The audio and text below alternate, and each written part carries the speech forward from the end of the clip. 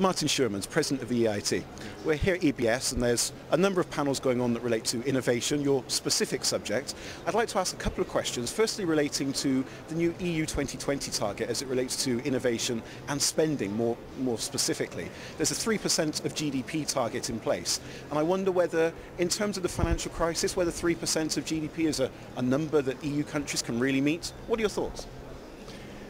Well, they can certainly meet. Right, it's all a matter of priority. It is that simple.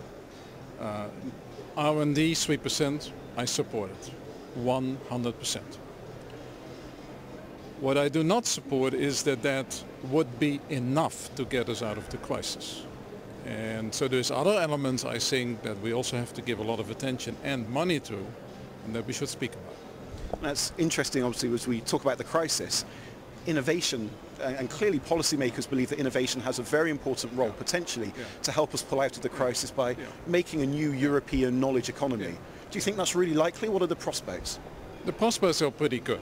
And the reason is, of course, we have some real excellent R&D in place. We are certainly in the world amongst the leaders when it comes to healthcare, when it comes to climate, when it comes to energy, when it comes to food. So we can build on that.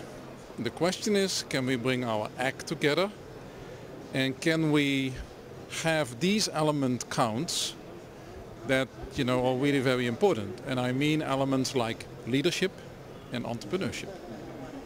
We're weakened in Europe on these elements, and that should change almost overnight now. Now, in terms of entrepreneurship, there's so much involvement and so much requirement for spending and for investment in R&D, but somehow bringing the actual projects and the products to markets, getting the entrepreneurs involved and linking the two is somewhere where the EU doesn't seem to be quite so strong, and other areas perhaps are doing better.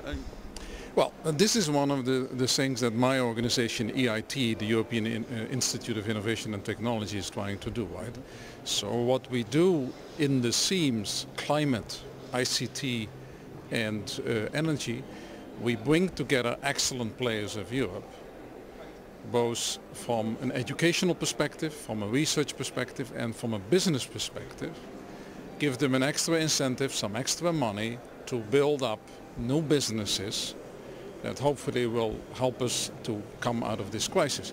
This is an experiment. It's an operational attitude and effort taken by the Commission, which is quite special because usually there we focus on programs, which is also very important, right? But this is a new element, and I have a hunch it's going to succeed. Okay, now one final question. There's clearly a lot of involvement that makes innovation really work. And I've heard you at a number of events previously discuss the idea of consensus. And I'd just like you to explain your thoughts on consensus in the terms of innovation and entrepreneurship, if you would. Look, let me say it one more time in a very rude way. Consensus is the enemy of innovation. Innovation is done by taking leadership and taking it seriously. A committee will never invent. I've never seen, a company like Sky built by consensus. It doesn't make sense.